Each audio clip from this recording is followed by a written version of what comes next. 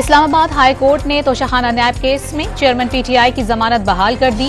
190 million pound scandal में जमानत बहाली दरखास्त गैर मौसर करार। इस्लामाबाद पॉलिसी रिसर्च इंस्टीट्यूट ने भारतीय अक़लियतों पर मजालिम से मुतालिक डोजियर लॉन्च कर दिया। हिंदुत्व नजरियात के हामिल अफराद अक़लियतों की इबादतगाहों को तबाह कर रहे हैं। अपने डोजियर का मतन भारत खित्ते में अदम इस्तेहकाम और तसादुम को हवा दे रहा है। पाकिस्तान जिम्मेदार रियासत के तौर पर उभर रहा है।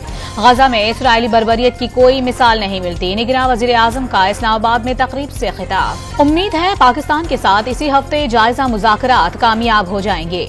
मईशत चलाने के लिए पाकिस्तान कम अज कम 15% टैक्स जमा करे। MD IMF क्रिस्टालिना जॉर्जिवा की गुफ्तगू।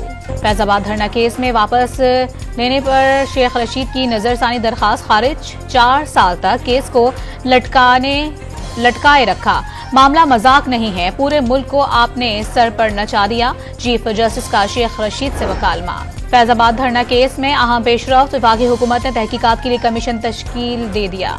एडिशनल सेक्रेटरी दाखिला और 2 रिटायर्ड साबिक IGs शामिल। 5 साल मेरा नहीं मुल्क का नुकसान हुआ। आवाम को बिजली का बिल देना मुश्किल हो गया। बिल देने के लिए लोग जायदाद फरोख्त करने लगे।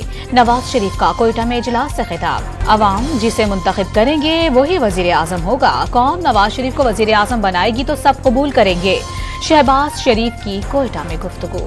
लश्करी रईसानी और नवाब असलम रईसानी को नून लीग में शमूलियत की दावत एजाज है। मुशावरत के बाद फैसला करेंगे। लश्करी रईसानी का जवाब। बादल नजर में चेयरमैन PTI के जेल ट्रायल को ओपन ट्रायल नहीं कहा जा सकता।